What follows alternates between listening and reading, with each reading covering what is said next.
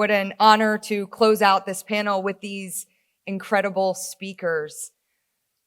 You know, I'll never forget the moment I heard the words, "You have PTSD." I was sitting on the couch in my therapist's office, and I remember being so upset. I knew that I was in a bad place, but having an official diagnosis made everything so much more real. All I could think of was, how did I get here? I often talk about my life as if it is made up of two very distinct parts, before and after April 29th, 2007. I woke up that morning to a call from my mom, who had invited our extended family over to my parents' house for a barbecue. My husband, 10-month-old daughter, and I were excited at the opportunity to spend time with everyone. The only person that was missing was my brother, Marine First Lieutenant Travis Manion, who was deployed to Iraq. As 20 plus of our closest family and friends filled my parents' house, and my dad flipped burgers on the grill on the back deck, two Marines were walking down the driveway to knock on our front door and deliver news that would change our lives forever. My brother had been killed by an enemy sniper while pulling to safety two of his wounded teammates. Travis was gone. My brother Travis was exceptional, a top student, a standout athlete, but most importantly, a man of high character.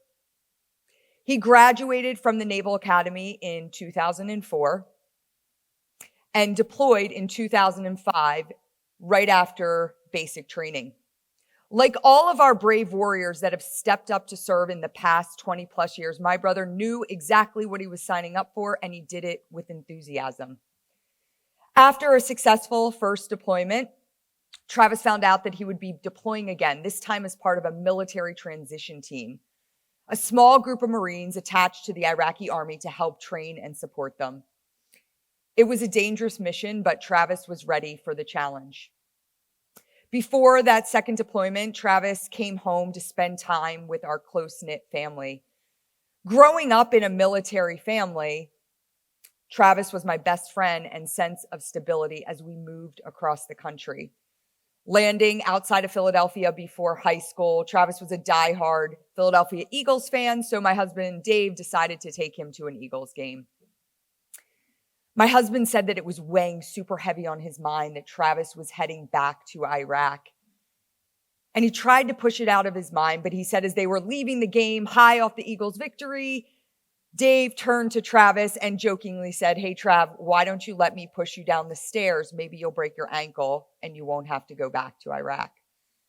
My brother, always the first one to crack a joke, didn't say anything, got quiet, looked at Dave, and finally said, "You know what, Dave, if I don't go back to Iraq, then somebody much less prepared is going to go in my place. If not me, then who?" What we realized is that those 5 words were not just said in the spur of the moment. Those were the 5 words that my brother Travis lived by every day of his life. And those are the 5 words that my family adopted as we move forward after his loss.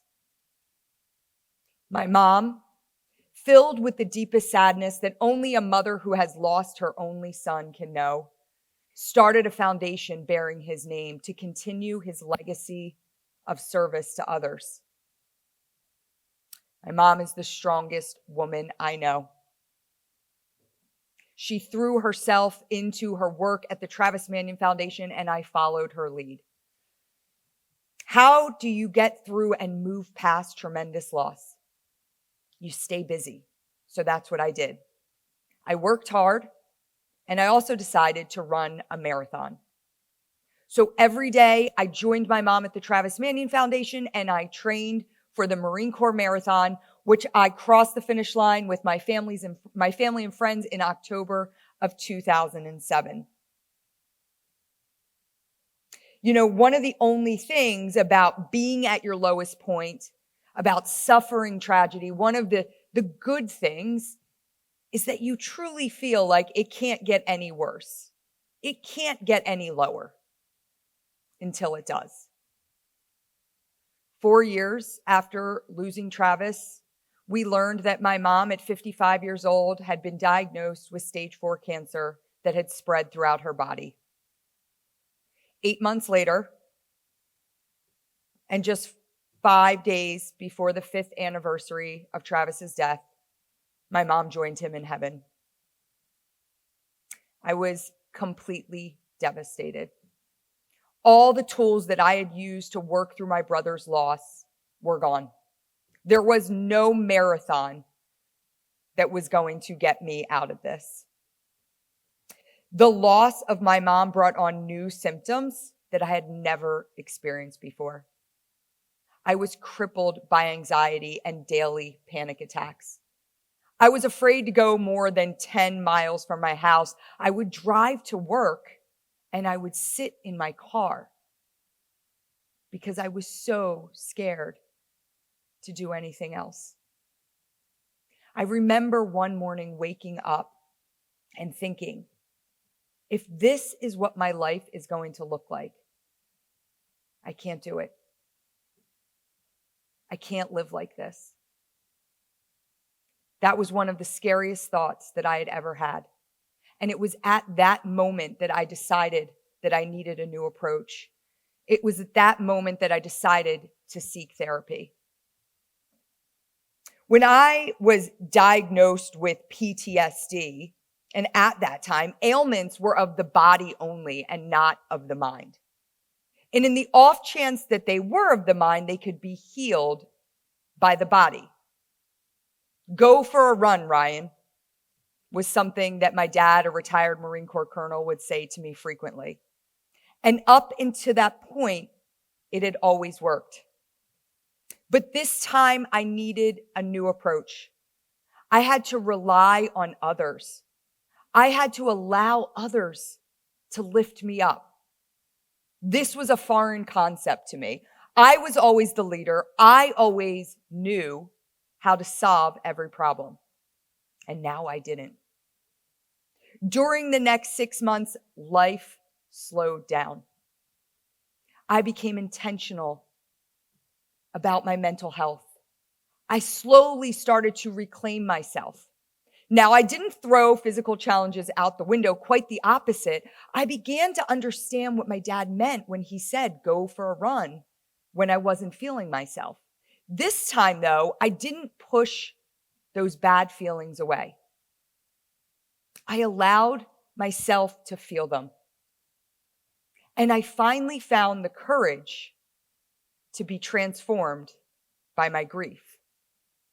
When I slowed down, I also became very intentional about the things that I was thinking, the words that I was saying. And during that time, I would have people come to me and ask me how I was doing. How are you doing, Ryan? I didn't want to say good because I wasn't good. And the people asking me that question knew I wasn't good. I also didn't want to say, I'm horrible. This is the worst place I've ever been in. So I started to think, where am I? I mean, I'm in a bad place, but I am committed to working through this. I was struggling, but I was struggling well. I also started to realize that the struggle is the point. This is as true at the molecular level as it is at the celestial one. Think about it. We literally break down our fibers in our muscles to rebuild them and strengthen them. The same can be said for our planet. Earthquakes that rupture give birth to mountains. If this is true for the cells we're composed of, and it's true for the planet that supports us, shouldn't it be true for the lives that we lead? In my journey to struggle well, I've learned a few things. Number one, what you don't know can't hurt you. Wait, now hear me out. I know that this advice is usually given sarcastically and for a good reason, but consider for a moment the wisdom in that phrase. If I had known the mental, emotional, and physical toll that running a marathon would take on my body after Travis died, I wouldn't have done it. I would have let fear and self-doubt control me. Fear and self-doubt often hold us back from knowing what we're truly capable of achieving. Sometimes the best way to learn how to swim is to cannonball into the deep end of the pool. And for me, a cold, wet shock to the system was the only thing to get me out of a heavy bout of grief. Now, don't get me wrong, there is value in preparation. Value and preparation are important tools. They allow us to set, accomplish, and achieve goals and dream big. But without a healthy dose of what I like to call fearless ignorance, we may never bother dreaming those dreams or setting those goals at all. Second, relationships are everything. Our family, our friends, our loved ones, those are the people that can get us through our darkest moments. We just have to let them. I remember during this time, the biggest thing, the hardest thing for me was saying that I needed help. Was reaching out to my loved ones and saying, I need your support. Allow yourself to be carried forward by those that love you. And third, failure is a bruise, not a tattoo.